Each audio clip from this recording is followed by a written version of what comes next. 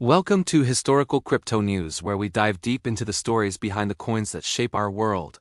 Today, we're unraveling the complex and fascinating history of XRP, a digital asset that has been at the center of innovation, controversy, and debate since its inception. Forget what you think you know, because this story starts earlier than most people realize.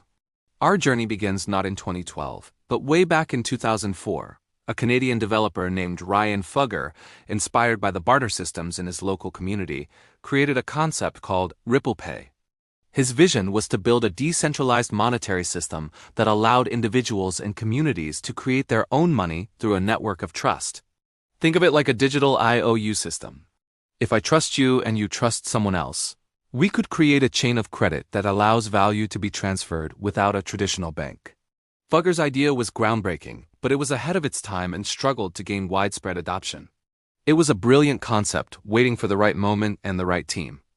That moment arrived in 2011. Jed McCaleb, a name that will be very familiar to crypto enthusiasts, as the founder of the infamous Mt. Gox exchange and later Stellar, started working on his own digital currency concept. He wasn't alone. He brought on board two other brilliant minds, Arthur Brito and David Schwartz. Schwartz, often called Joel Katz online, is a legendary cryptographer who had been working on distributed systems for years. Together, they designed a new consensus protocol.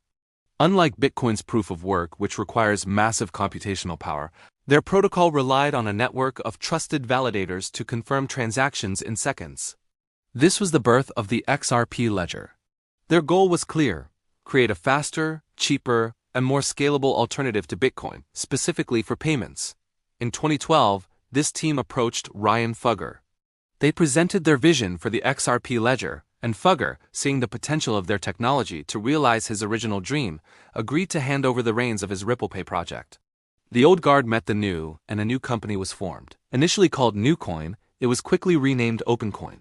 Chris Larson, an experienced Silicon Valley entrepreneur with a track record of building successful fintech companies, was brought in as CEO. The founding team was now complete. OpenCoin's mission was ambitious: to build the Internet of Value. They envisioned a world where money could move as quickly and easily as information does today. The XRP ledger was the engine, and XRP was the fuel. Unlike Bitcoin, which is mined, all 100 billion XRP were created at the very beginning. The founders gifted 80 billion XRP to OpenCoin to help build out the ecosystem, while they kept 20 billion for themselves.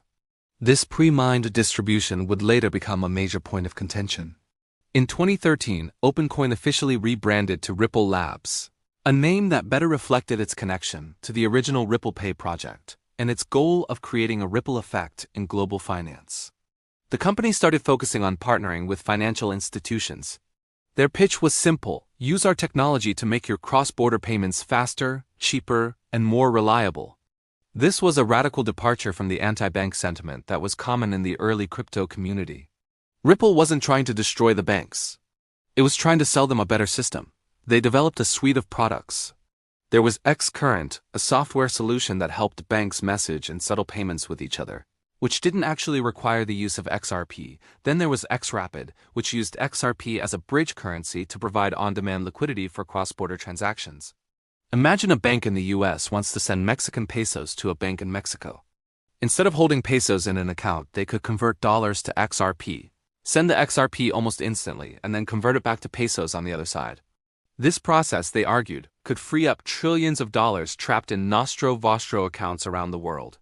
Throughout the mid-2010s, Ripple Labs, which later shortened its name to just Ripple, racked up an impressive list of partnerships. They signed deals with major banks and payment providers like Santander, American Express, and MoneyGram. The price of XRP began to climb as speculation grew that it would become the standard for global bank settlements.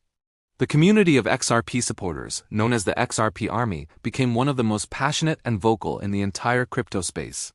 They saw XRP not just as a speculative asset, but as a utility token with a real-world purpose that was on the verge of mass adoption. However, the journey wasn't without its challenges. The centralized nature of its creation and the large portion of XRP held by Ripple and its founders drew constant criticism. Many in the decentralized world argued that XRP wasn't a true cryptocurrency. They pointed to the fact that Ripple could influence the network and that the company's massive XRP holdings gave it too much power over the price. The debate raged. Was XRP a decentralized digital asset or an unregistered security controlled by a single company? This question came to a head in December 2020. In a move that sent shockwaves through the entire industry, the U.S. Securities and Exchange Commission, the SEC, filed a lawsuit against Ripple and two of its executives, Chris Larson and Brad Garlinghouse, who had taken over as CEO. The CSE alleged that the sale of XRP constituted an ongoing unregistered securities offering. They argued that people who bought XRP were essentially investing in a common enterprise, Ripple, with the expectation of profit from the company's efforts. This was the very definition of an investment contract under the Howey test, a legal precedent from the 1940s. The lawsuit was a bombshell. Major exchanges like Coinbase immediately delisted or suspended trading of XRP to avoid legal trouble. The price of the token plummeted. The future of Ripple and XRP hung in the balance.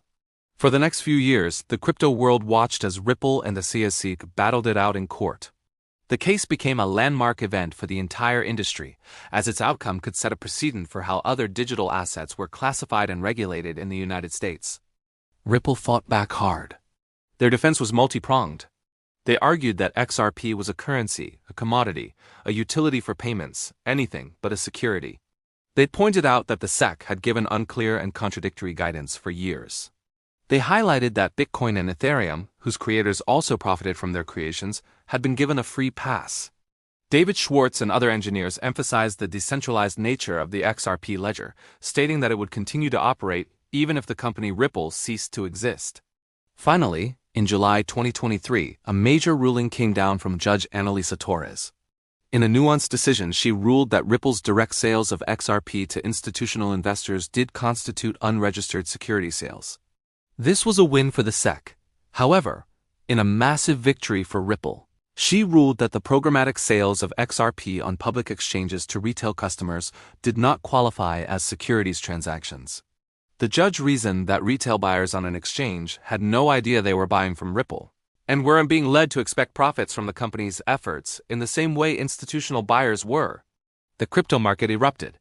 The price of XRP nearly doubled in a matter of hours as exchanges rushed to relist it. The XRP army celebrated what they saw as a decisive victory and a validation of their long-held beliefs. While the legal battle isn't entirely over, this ruling provided much-needed clarity and removed a huge cloud of uncertainty that had been hanging over XRP for years. Today, the XRP ledger continues to evolve. It's no longer just about payments. Developers are building all sorts of applications on it, from NFTs to decentralized finance protocols. The ledger now has a native decentralized exchange and capabilities for issuing other tokens. Ripple, the company, continues to expand its enterprise solutions, pushing for the adoption of crypto-enabled services by financial institutions around the globe, now with greater legal clarity in the United States. The story of XRP is a testament to the turbulent, innovative, and often controversial nature of the cryptocurrency world. It started as a vision for a decentralized trust network, evolved into a high-speed payment protocol aimed at revolutionizing banking, and survived a multi-year, existential legal battle with one of the most powerful regulators in the world.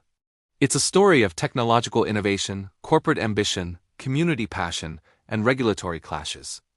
Whatever your opinion on XRP, its journey has undeniably left a permanent mark on the history of digital assets. The final chapters of this story are still being written, but one thing is certain: the ripple effect continues. Thanks for joining us on Historical Crypto News. If you enjoyed this deep dive, make sure to hit that like button, subscribe, and ring the bell so you don't miss our next story. We'll see you in another one.